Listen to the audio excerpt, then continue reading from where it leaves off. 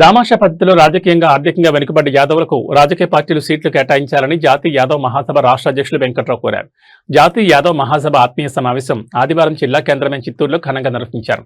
ముందుగా చిత్తూరు హైరోడ్లోని శ్రీకృష్ణుడి గుడి నుంచి గిరిపేట విజయదుర్గ కళ్యాణ మండపం వరకు భారీ ద్విచక్ర వాహన ర్యాలీ నిర్వహించారు. అనంతరం విజయదుర్గ కళ్యాణ మండపంలో జాతీయ యాదవ్ మహాసభ జిల్లా అధ్యక్షులు కవితా సురేష్ అధ్యక్షత నిర్వహించిన యాదవ ఆత్మీయ సమావేశంలో ముఖ్య అతిథిగా పాల్గొన్న రాష్ట్ర అధ్యక్షులు వెంకట్రావు మాట్లాడుతూ దేశవ్యాప్తంగా పెద్ద సంఖ్యలో ఉన్న యాదవులు ఆర్థిక రాజకీయ వెనుకబాటుతనానికి స్వాతంత్రం వచ్చిన నాటి నుంచి నేటి వరకు దేశాన్ని రాష్ట్రాన్ని పాలించిన పార్టీలే కారణమన్నారు. దేశ ప్రజలకు పాడిని మాంసాన్ని అందించడంలో యాదవులు కీలక పాత్ర పోషించాలని తెలిపారు. దేశంలో అత్యంత జనాభా ఉన్న యాదవులు రాజకీయ పదవులు అందలేకపోయారని రాబోయే ఎన్నికల్లో యాదవులకు సీట్లు కేటాయించేలా ఒత్తిడి తీసుకురానున్నట్టు తెలిపారు. జాతీయ ఉపాధ్యక్షులు అన్నా రామచంద్ర యాదవ్ మాట్లాడుతూ దేశంలో అత్యంత జనాభా ఉన్న యాదవులు రాజకీయ పదవులకు నోచుకోలేదన్నారు. చిత్తూరు జిల్లాలో సైతం ఒక్కరు మినహా స్వాతంత్రం వచ్చినట్టు నుంచి యాదవ్ కులస్తులు ఎమ్మెల్యే కాలేకపోయారన్నారు. దేశంలోనూ ఇదే పరిస్థితుందని యాదవుల రాజకీయ ఉనికి కోసం దేశంలోని యాదవులను ఏకం చేసేందుకు ఆత్మీయ సమావేశాలు నిర్వహిస్తున్నట్టు తెలిపారు. చిత్తూరు జిల్లా అఖిల భారతీయ యాదవ్ మహాసభ ఆత్మీయ సమావేశం నిర్వహించడం జరిగింది. గత 2 సంవత్సరాల క్రితం కూడా ఇలాగే నిర్వహించడం జరిగింది. అందులో భాగంగా ఈరోజు మరి ఇక్కడ ఈ యొక్క హాల్లో కార్యక్రమాన్ని నిర్వహించడం జరిగింది. ముఖ్యంగా ఆంధ్రప్రదేశ్లో యాదవులు రాజకీయంగా, సామాజికంగా, విద్యాపరంగా, ఉద్యోగపరంగా అన్ని రంగాల్లో కూడా ఈరోజు వెనకబడి ఉన్నారు. ఎందుకు వెనకబడి ఉన్నారంటే వృత్తిపరంగా ఈ యొక్క సమాజానికి సేవ చేస్తున్నటువంటి కులం, వృత్తిపరంగా ఈరోజు పశువులు కాస్తూ అడవులమ్మటి వరిలు, మేకలు, గేదెలు ఇటువంటి కాస్తూ ఈరోజు చదువు లేకపోవడం వల్ల, వెనుకబడిపోవడం వల్ల ఈ కులం పూర్తిగా మరి వెనుకబడిపోవడం జరిగింది. ముఖ్యంగా ఈ కులం ఈ యొక్క సమాజానికి సేవ చేస్తున్నటువంటి కులం. ఈ సమాజంలో ఉన్నటువంటి అన్ని వర్గాల ప్రజలు కూడా పాలు, పెరుగు, నెయ్యి, వెన్న, మాంసం ఇటువంటి స్వచ్ఛమైనటువంటి ఆహారాన్ని అందించే కులం యాదవ్ కులం. కానీ ఈ యొక్క కులమే రాజకీయంగా కూడా చూస్తే ఈ రాష్ట్రంలో స్వాతంత్రం వచ్చిన దగ్గర నుంచి ఇప్పటి వరకు కూడా మరి తీవ్రమైనటువంటి అన్యాయం జరుగుతూ ఉంది. జనాభా దామాషా ప్రకారం మరి ఈ రాష్ట్రంలో ఏ ప్రభుత్వం ఏర్పడినా కనీసం 20 నుంచి 25 అసెంబ్లీ స్థానాలు ఉండాలి జనాభా దామాషా ప్రకారం. అదేవిధంగా 5 పార్లమెంటు స్థానాలు ఉండాలి. అదేవిధంగా దేశవ్యాప్తంగా చూస్తే 28 కోట్ల జనాభా ఉన్నారు.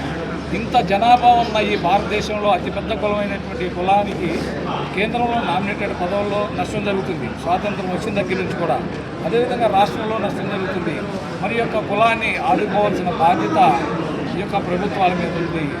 మరి రాజకీయంగా కూడా అన్ని పార్టీలు సీట్లు కేటాయించాలి, అలాగే నామినేటెడ్ పదవులు కేటాయించాలి.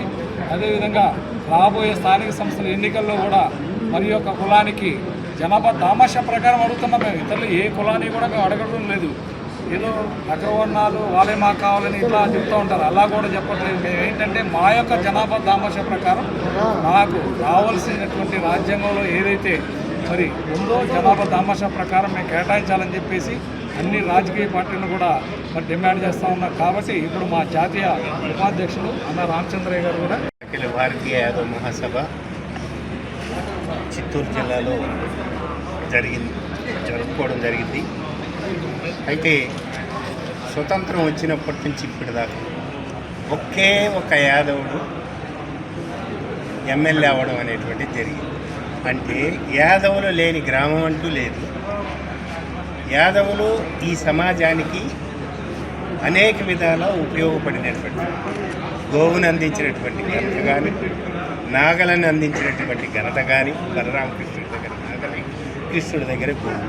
అంటే ఇంత పెద్ద కులానికి తీరని అన్యాయం జరుగుతుందంటే స్వతంత్రం వచ్చినప్పటి నుంచి ఇప్పటికి ఒక్కడే ఒక తంబాలపల్లి నుంచి శంకరావడమే మిడిది 15 నియోజకవర్గాలు ఉమ్మడి చిత్తూరు జిల్లాలో ఉంది. 15 నియోజకవర్గాల్లో 17 సార్లు ఎన్నికలు జరిగినాయి. రాష్ట్రంలో 17 సార్లు ఎన్నికలు జరిగితే యాదవులకి కనీసంగా 3 ఇచ్చులున్నా దగ్గర 51 మంది అయి ఉండాలి ఈ 17 సార్లు.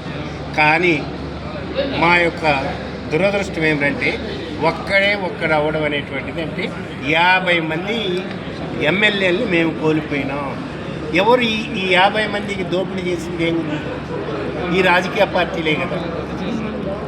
2 రాజకీయ పార్టీలు లేకపోతే 3 రాజకీయ పార్టీలు ఉంటే ఇవే కదా స్వతంత్రం వచ్చినప్పటి నుంచి ఈ రోజు వరకు అన్యాయం జరుగుతుంది.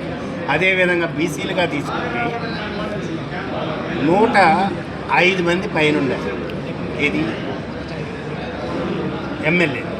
అంటే 50 మంది నుంచి 55 మంది బీసీలుగా నష్టపోయినారు. యాదవులుగా 50 మందిని కోల్పోవడం జరిగింది. కమ్మరి, కుమ్మరి, వడ్రింగి, బోయ, రజిక ఇట అనేక కులాల బీసీ జాబితాలో 139 కులాలు బీసీ జాబితాలో ఉంటే వీళ్ళకి రిజర్వేషన్ లేని కారణంగా, రిజర్వేషన్ కనుక ఉంటే స్థానిక సంస్థల్లో ఏ విధంగా అయితే ఎంపీటీసీలు, జడ్పీటీసీలు, సర్పంచ్లు అవుతారో అదేవిధంగా ఇక్కడ కూడా ఎమ్మెల్యేలు మేము అయ్యే ఉండేవారు. బీసీలందరూ కూడా అయ్యేవారు మాతో సమానంగా. ఈ సమాజానికి సేవ చేసినటువంటి కులాలు ఇవి. బట్టలు ఉతికినారు, గడ్డం గోకినారు, తర్వాత మగ్గం వేసినారు, బిల్డింగ్ నిర్మాణానికి రాళ్లు కొట్టినారు.